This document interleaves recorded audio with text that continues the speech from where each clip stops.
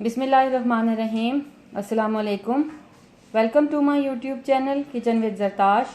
Viewers, आज मैं आपके साथ बहुत ही क्विक और चटपटी जल्दी बन जाने वाली रेसिपी शेयर करने जा रही हूँ, मैक्रोनी समोसा की रेसिपी। इससे पहले कि मैं अपनी रेसिपी की तरफ चलूँ, मैं अपने तमाम नए देखने वाले व्यूवर्स से ये कहना चाहूँगी कि अगर आप मेरे चैनल पर नए हैं तो मेरे चैनल को सब्सक्राइब कीजिए। बेल आइकन पर क्लिक करने से आपको मेरी तमाम नई आने वाली वीडियोस का नोटिफिकेशन मिलता रहेगा। अगर आपको मेरी वीडियोस अच्छी लग रही हैं तो इनको लाइक कीजिए, शेयर कीजिए। अपनी रेसिपी की तरफ चलते हुए मैं आपको ये बताना चाहूँगी कि इसमें हमें किन इंग्रेडिएंट्स की ज़रूरत है। इसमें सबसे पहले मैंने 1 पाव चिकन ले लिया। 1 पाव चिकन का कीमा है ये। उसके बाद 1 टीस्पून लहसुन का पेस्ट, 1 टीस्पून सब्ज मिर्चों का पेस्ट, 1 खाने का चम्मच सोया सॉस, 1 खाने का चम्मच सिरका, सफेद सिरका, 1 दरमियाने साइज की प्याज थी जिसको मैंने चॉप कर लिया, 2 टेबलस्पून के करीब चॉप्ड हरा धनिया है। ड्राई मसालों में आधा चाय का चम्मच ये आम सफेद जो घर पे रेगुलर नमक हम इस्तेमाल करते हैं वो नमक है। 1 चाय का चम्मच चाट मसाला। चाट मसाला की रेसिपी मैंने आपके साथ शेयर की है। अगर आप लोगों ने उस रेसिपी को नहीं देखा तो आप उसको जरूर देखिए। ये वही चाट मसाला मैं यूज कर रही हूँ। उसके अलावा आधा चाय का चम्मच सुरख मिर्च, 1 चाय का चम्मच कुटी हुई लाल मिर्च, आधा चाय का चम्मच भुना पिसा सफेद जीरा, आधा चाय का चम्मच गरम मसाला। आधा कप के करीब मेरे पास मैक्रोनीज हैं, इनको मैं बॉईल कर लूंगी। तो चलिए अब इसकी कुकिंग की तरफ चलते हैं। व्यूवर्स, पैन में मैंने पानी डाला और उसके बाद मैंने फ्लेम ऑन कर दी। अब इसमें मैं 1 चाय का चम्मच नमक ऐड कर रही हूँ और इस पानी को मैं उबालूंगी। जब ये उबलेगा तो इसमें मैं ये मैक्रोनीज ऐड करके इसे 10 से 12 मिनट के लिए कुक करूंगी। तकरीबन इतने टाइम में ही ये अच्छी तरह से गल जाती हैं। फिर इसके बाद मैं इसको पानी में से निकाल लूंगी। व्यूवर्स, मैक्रोनी अच्छी तरह से उबल चुके थे। इनको मैंने गर्म पानी में से निकाल दिया। इस तरह से स्ट्रेनर में डाल के मैंने इनको फ्रेश टैप वाटर में से गुजार लिया। ये प्रोसेस करना ज़रूरी होता है। अगर हम ऐसा नहीं करेंगे तो इस तरह से खिले खिले अलग अलग से ये रेडी नहीं होंगे, इसलिए ठंडा पानी इनके ऊपर से गुजारना ज़रूरी होता है। मैंने ठंडा पानी इनके ऊपर से गुजारा और अब मैं इनको साइड पे रख रही हूँ मज़ीद ठंडा होने के लिए। अब हम अपने समोसों के लिए जो चिकन की फिलिंग तैयार करनी है उसकी कुकिंग की तरफ आ जाते हैं। उसके लिए मैंने यहाँ पे चूल्हा ऑन किया और उसके ऊपर मैंने ये पैन रख दिया। इस पैन में मैं अब 1 से 2 टेबल स्पून के करीब ऑयल डालूंगी। तकरीबन 1 या 1.5 टेबल स्पून के करीब मैंने ऑयल डाला। इसमें मैं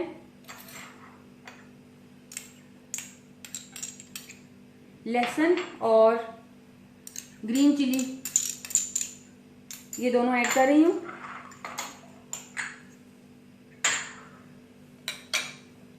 इसको ऐड करके मैं इसको जरा सा सौटे करूंगी। इसका कलर ब्राउन नहीं करना, सिर्फ इसका कच्चापन दूर करना है। वो करने के बाद फिर मैं इसमें कीमा ऐड करूंगी।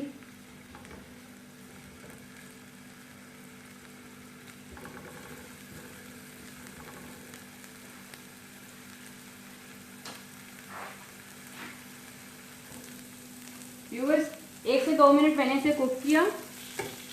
फ्लेम को बिल्कुल लो कर रही हूँ इस स्टेज पे और अब मैं इसमें ये कीमा ऐड कर रही हूँ। आपने बिल्कुल लो फ्लेम पर ये सारा काम करना है, क्योंकि अगर लहसुन जल जाए या प्याज जो भी हम फ्राई कर रहे हों तो खाने का जायका ख़राब हो जाता है। इसलिए मैं आपको हमेशा एडवाइस करती हूँ कि जब भी आप किसी चीज़ को सौटे कर रहे हो या फ्राई कर रहे हो, पैन में मसाले नीचे जो लहसुन अदरक या फिर प्याज की जो पेस्ट होती है उसको फ्राई करते हुए हमेशा अपनी फ्लेम को लो रखें। मीडियम लो पे आप इस काम को किया करें। अब ये चिकन को तब तक कुक करूंगी जब तक इसका कलर चेंज नहीं हो जाता अच्छी तरह से। 4 से 5 मिनट के लिए मैं इसे कुक करूंगी। उसके बाद मैं इसमें मसाले ऐड करूंगी। देखिए व्यूअर, चिकन का कलर चेंज हो गया। 4 से 5 मिनट मैंने इसे कुक किया है। अब इसमें मैं ये तमाम ड्राई मसाले ऐड कर रही हूँ, जिसमें कि नमक, चाट मसाला, सुरख मिर्च, कुटी हुई लाल मिर्च, सफ़ेद ज़ीरा और गरम मसाला शामिल है। ये मैं इसमें ऐड कर रही हूँ।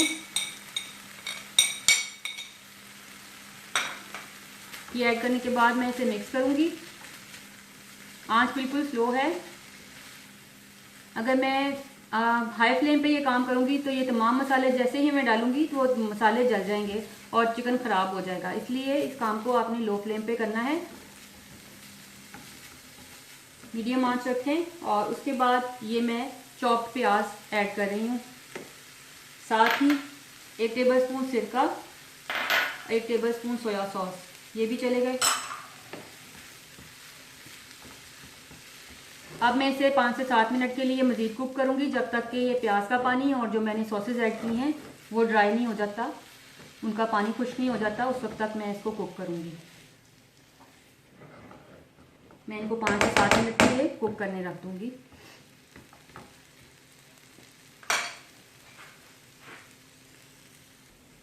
जी व्यूवर्स, 5 से 7 मिनट कुक करने के बाद ये देखिए ये तमाम जो चिकन है ये ड्राई हो चुका है।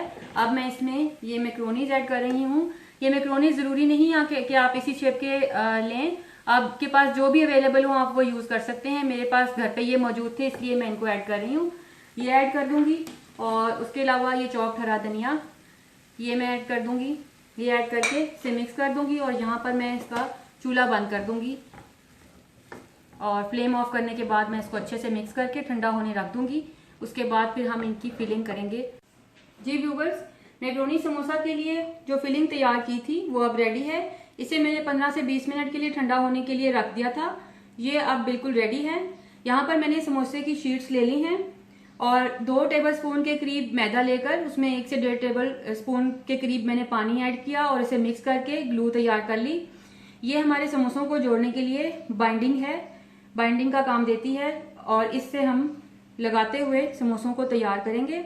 ये देखिए इस तरह से लेफ्ट साइड पे मैं इसको अप्लाई करूंगी,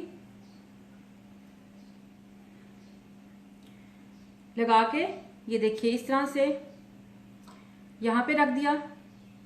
उसके बाद इस कॉर्नर को दबाते हुए इसको यहाँ से मिला दिया। थोड़ा सा जेंटली आप इसको प्रेस करें।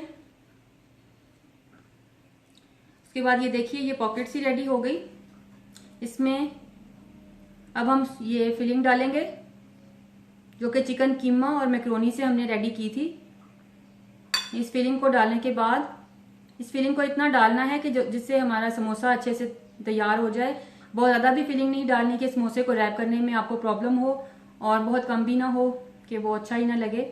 और इस तरह से आपने इसको इस तरह से शेप दे लेनी है, एक कोन की शेप दे लेनी है। फिर उसके बाद इस जगह पर आप यहाँ पर और ऐसे आप इस ग्लू को लगाएंगे, ग्लू या पेस्ट आप जो भी कह लें, इसको आप लगाएंगे जो कि मैदे और पानी से हमने तैयार की थी। लगा के ये वाला कॉर्नर सिक्योर कर लिया और ये देखिए ये वाला कॉर्नर सिक्योर कर लिया और इसको यहाँ से ऐसे मिला दिया। उसके बाद यहाँ से इसको ऐसे मिला दिया।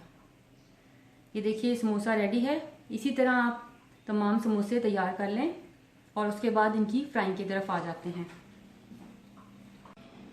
जी व्यूवर्स, हमारे मैक्रोनी समोसा रेडी हैं। ये बहुत ही मज़े की और बहुत ही आसान रेसिपी है।